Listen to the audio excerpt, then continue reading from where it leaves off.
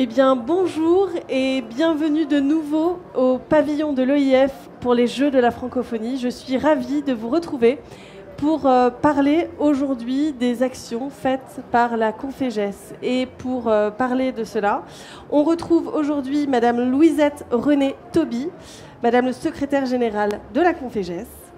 Également, nous avons avec nous Monsieur Zénon Kabamba Kazongo, correspondant national de la RDC.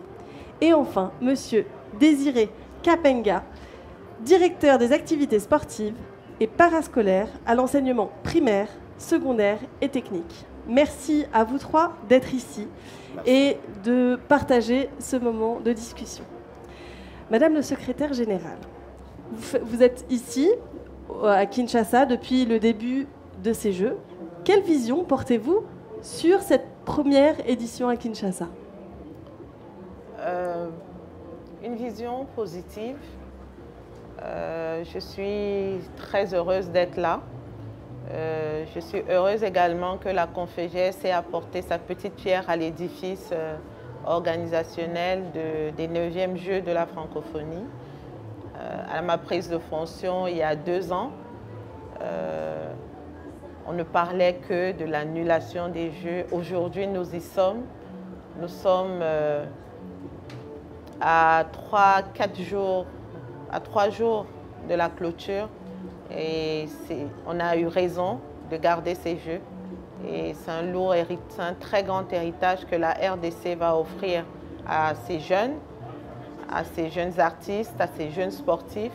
Et ce serait bien qu'au niveau de la francophonie, au niveau de la famille francophone, qu'on en fasse aussi une belle appropriation et que vivent les 9e Jeux de la francophonie. En tout cas, c'est une vision très positive et encourageante, satisfaisante que nous embrassons aujourd'hui. Très bien. Et du coup, comment la Confégès se positionne-t-elle sur cette édition particulière des Jeux de la francophonie ? La Confégès est un acteur de l'ombre, c'est-à-dire que nous avons beaucoup plus travaillé en amont, en accompagnant la RDC particulièrement à mieux se positionner pendant ces Jeux. Nous avons organisé du renforcement des capacités des officiels techniques dans 3 disciplines, l'athlétisme, le judo et la lutte. On a organisé 2 sessions. La dernière a eu lieu au début du mois de juillet. En ce qui concerne les jeunes, la RDC a bénéficié également des regroupements en athlétisme, judo et lutte.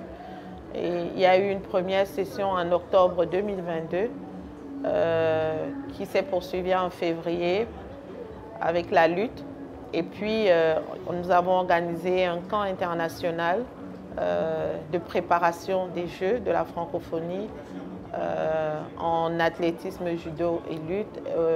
Et à ce camp, nous avons également associé nos boursiers Confégès en athlétisme. On en a 13 qui font de très très belles performances en ce moment. Voilà comment nous avons contribué à faire, aux côtés de la RDC pour qu'elle soit assez prête dans les disciplines où elle est le plus forte. Et les résultats nous confortent dans ce choix-là, puisqu'aujourd'hui, 80% des médailles remportées par la RDC l'ont été dans les disciplines en lutte et en athlétisme. Voilà. On est satisfait de ce que nous avons fait pour accompagner le pays hôte des Jeux. Très bien, merci. Vous l'avez dit, ça fait presque 2 ans que vous êtes à la tête de la Confégès. Quelles sont aujourd'hui les grandes priorités ?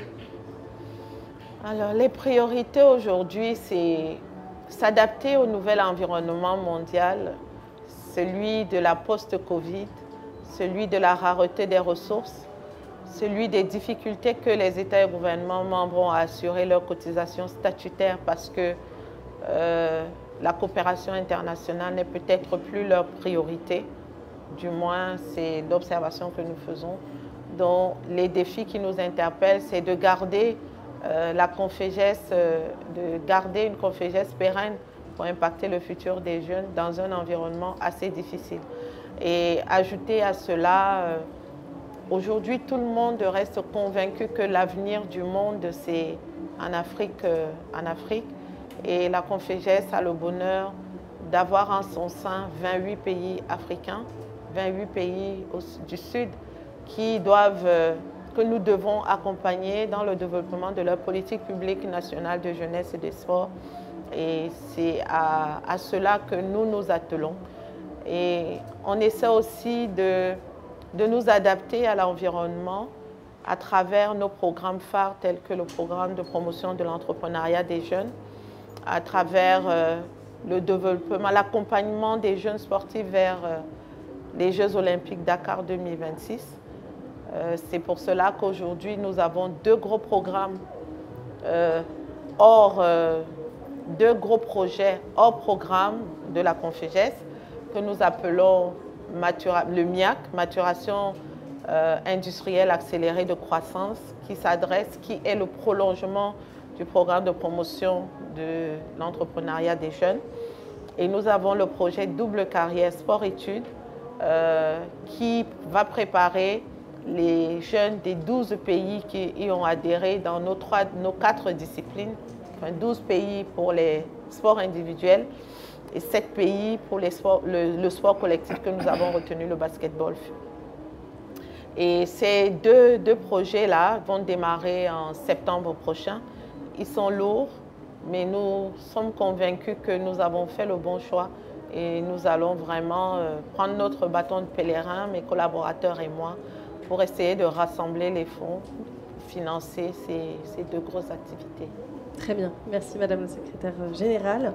Monsieur Zénon, quelle appréciation faites-vous dans l'État et gouvernement membre de la double carrière sport-études? En fait, d'abord, la RDC salue l'initiative de la Confégès de pouvoir réaliser ce projet qui va à l'avantage des athlètes, notamment de nos enfants qui pratiquent le sport. Nous avons accueilli cela avec joie et avec plaisir. Et la RDC a souscrit pour les 3 disciplines inscrites au programme, notamment l'athlétisme, le judo et la lutte. Et nous avons inscrit 90 athlètes, donc 45 filles et 45 garçons, qui ont l'âge requis tel que décidé par la Confégès. Le projet est en cours pour le moment. Il ne reste plus que la signature de la convention entre le ministère des Sports que je représente et le ministère de l'enseignement primaire et secondaire que M. Désiré représente. On a 2 ministres attendent seulement que nous puissions prêter la convention. La convention viendrait de la Confégès. Nous sommes en retard par rapport à ça. Mais sur le terrain, nous avons déjà suffisamment évolué. Dès que la convention est signée, je pense que cette année, les enfants pourront bénéficier de cette formation sport-études pour leur permettre d'avoir une insertion sociale après la formation et continuer à pratiquer le sport dans leur vie, dans leur carrière. Voilà un peu. D'accord, très bien. Monsieur Désiré, quelles sont les grandes priorités de la filière sport dans votre pays et où en est exactement le développement de l'éducation physique et sportive à l'école et au collège? Merci beaucoup pour la question. Et dans le cadre du sport, au milieu scolaire, moi je crois que nous nous appesantissons à toutes les disciplines sportives.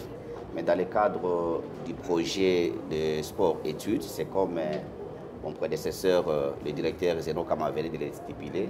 Nous nous sommes appesantis par rapport à la Confégès aux 3 disciplines, donc le judo, l'athlétisme et la lutte. Et sur le terrain, nous avons déjà fait un travail qui est de grande envergure et nous attendons seulement la Confégès.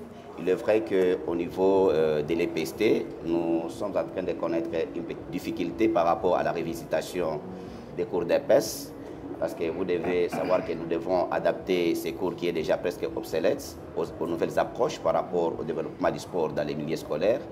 Parce que vous devez le savoir que le milieu des sports dans la vie d'un apprenant, dans la vie de la jeunesse, c'est une discipline qui apporte beaucoup plus un développement intégral. Donc, sans lequel on ne peut pas vraiment s'attendre à un développement chez un apprenant. Donc, nous devons revisiter, nous devons adapter le nombre d'heures, nous devons adapter la théorie par rapport à la pratique elle-même, nous devons incorporer toutes les disciplines sportives qu'il faut Donc il y a aussi de l'autre côté les problèmes des infrastructures qu'il faut vraiment revoir parce qu'il faut peut-être intensifier non seulement la construction mais aussi réhabiliter certaines infrastructures pour permettre à ce que les enfants puissent faire leurs exercices dans des conditions adéquates. Voilà tout ce que nous pouvons dire par rapport au sport dans les milieux scolaires. Et justement, dans le cas du projet double carrière sport-études, comment intervenez-vous au niveau du ministère?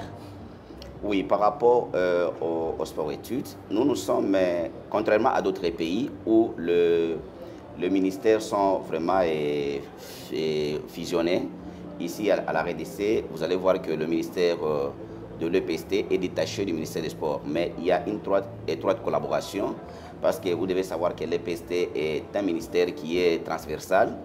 Nous parlons de la jeunesse, mais la grande majorité de la jeunesse est à l'école, donc c'est une jeunesse scolarisée. Et au niveau de l'école, déjà, c'est la pépinière du sport. Donc, nous avions envisagé que le sport, d'abord, a des fonctions éducatives.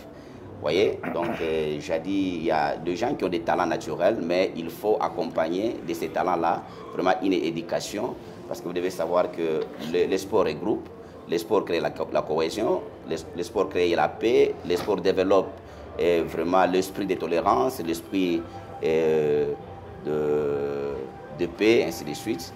Donc au niveau de l'EPST, par rapport au projet sport-études, nous sommes dans cette approche qui nous a été confiée par la Conféges. Nous y travaillons avec le ministère des Sports pour que nous puissions marcher dans la même direction. Merci beaucoup. Madame le secrétaire général, vous parliez d'un projet ambitieux qui doit être financé. Comment justement pouvez-vous trouver ces financements aujourd'hui? À travers des plaidoyers. Vous savez qu'il y a des organismes, des mécènes qui restent sensibles à la cause de la jeunesse et de son éducation. Et donc, nous avons sollicité un certain nombre de partenaires. Et dans cette démarche, on est accompagné par d'autres partenaires, notamment pour essayer de rassurer monsieur le directeur des activités physiques au ministère de l'Éducation, du primaire et technique. Avec le Bureau international de l'éducation, par exemple, nous avons projeté d'organiser une espèce de réunion pour essayer de convaincre des partenaires financiers et techniques à nous accompagner dans nos différentes démarches. Avec le BIE, par exemple, toujours dans le prolongement des recommandations de la déclaration de Cotonou sur la relance de l'EPS à l'école, nous envisageons pour les pays, les pays d'Afrique centrale et d'Afrique de l'Ouest, d'introduire des modules de formation d'EPS en faveur des instituteurs de l'enseignement primaire pour qu'ils soient outillés à dispenser les cours d'éducation physique exactement comme ils dispensent les cours d'histoire, de calcul ou d'arithmétique. Donc nous faisons ça et nous sommes à la recherche des partenaires financiers. Nous travaillons pour cela depuis 6 mois. On espère qu'aujourd'hui, je le dis modestement, avec l'équipe du secrétariat général, on a essayé de redonner du crédit à la Conféges. Je pense qu'aujourd'hui, nos différents bailleurs se sentent rassurés de la démarche que nous avons adoptée et nous allons trouver ces financements pour accompagner nos projets. En tout cas, l'appel est lancé. Merci beaucoup. Monsieur Zénon, pensez-vous que ce projet aura une plus-value sur la préparation des athlètes de la RDC pour les échéances futures et plus particulièrement pour les Jeux Olympiques de la jeunesse de Dakar en 2026? Mais je pense que ça va porter des fruits parce que déjà là, nous envisageons d'organiser un camp pour pouvoir permettre déjà à ces enfants-là de sceller les véritables enfants qui répondent aux critères fixés par la Conféges. Maintenant que nous avons les infrastructures où nous pouvons héberger les enfants, les préparer pendant les vacances, il y aura un programme de suivi, un programme d'abord adapté avec l'enseignement primaire et secondaire, pour leur permettre d'avoir le nombre d'études qui leur permettrait de pouvoir pratiquer aussi le sport, s'entraîner et pouvoir acquérir de nouvelles connaissances pour bien pratiquer leurs disciplines respectives. Maintenant, nous allons organiser le camp d'Izège tout à l'heure pour nous permettre de voir si réellement il n'y a pas eu de tricherie. Parce que nous voulons réellement que les enfants qui pourront compétir en 2026, ce soient réellement les enfants qui auront l'âge requis et non pas qui auront dépassé l'âge. Parce que c'est ce que nous devons éviter. Et le camp sera aussitôt après les Jeux.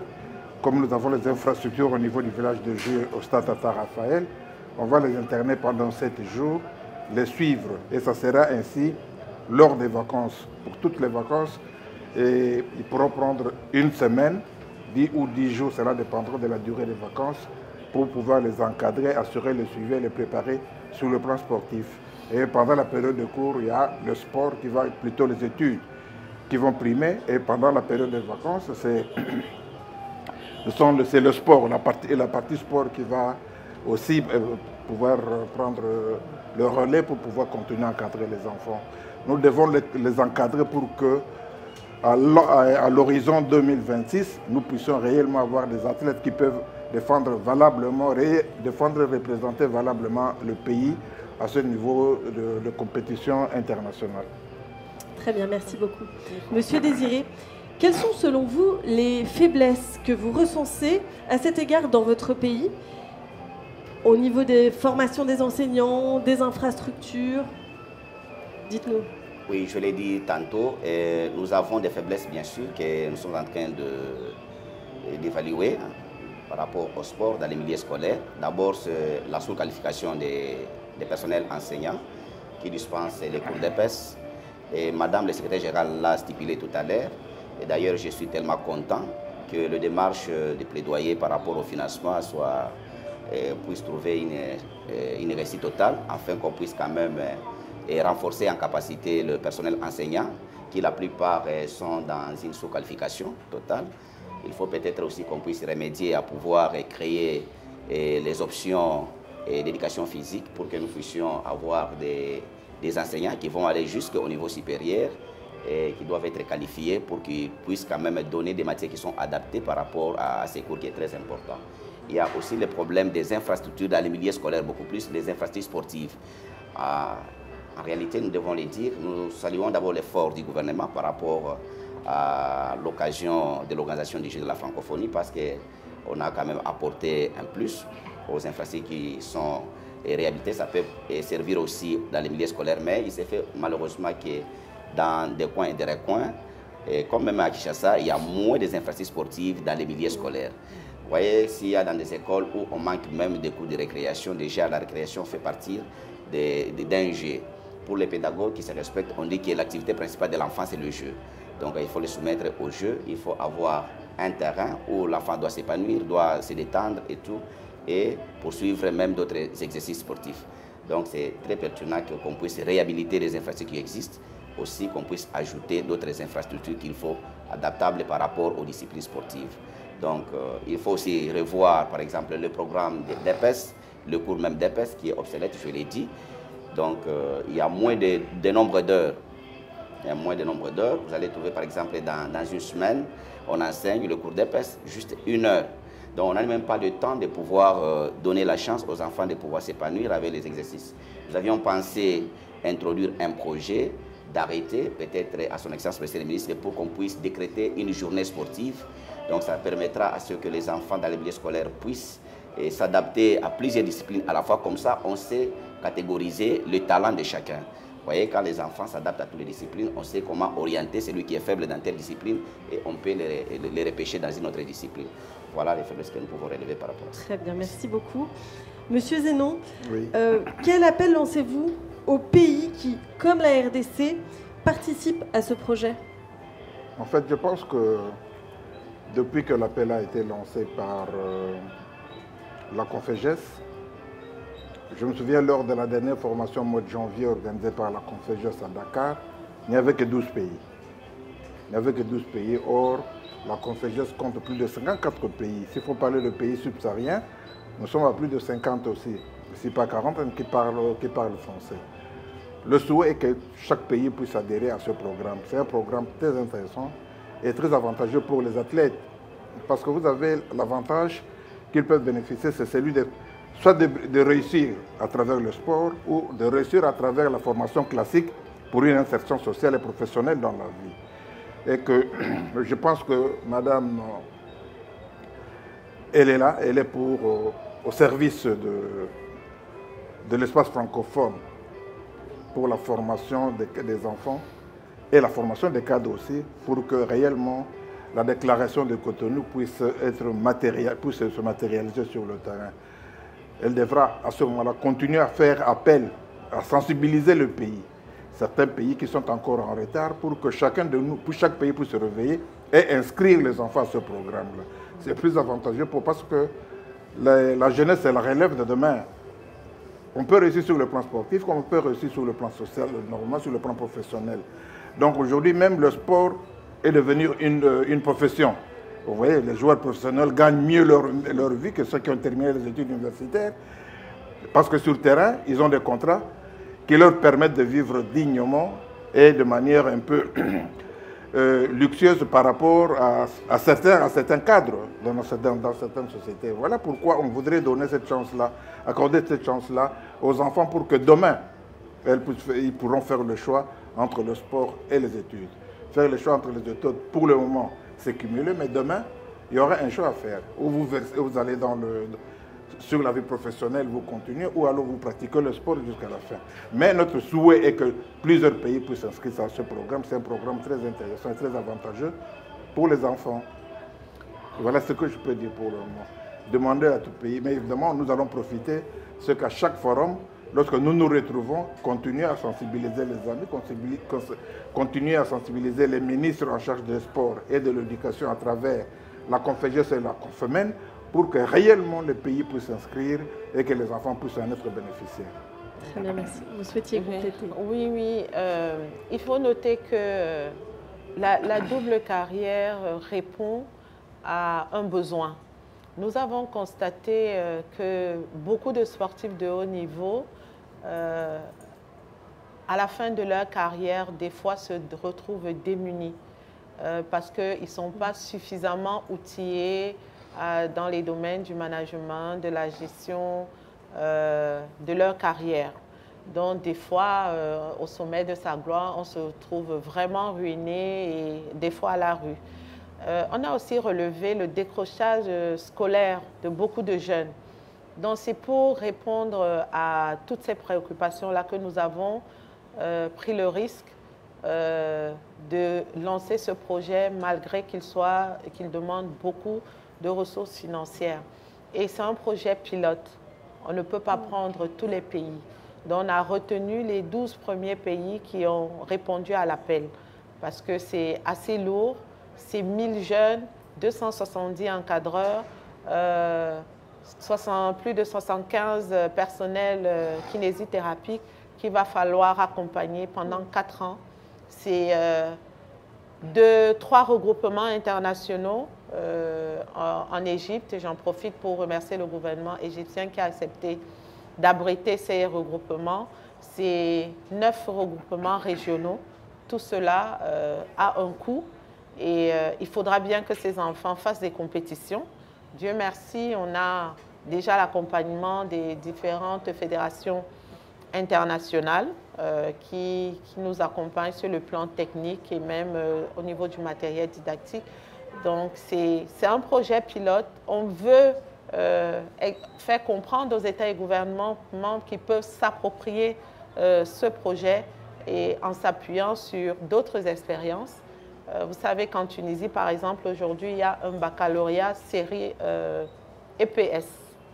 C'est-à-dire qu'un enfant peut, de la 6e en terminale, faire de la 6e en terminale et passer son bac.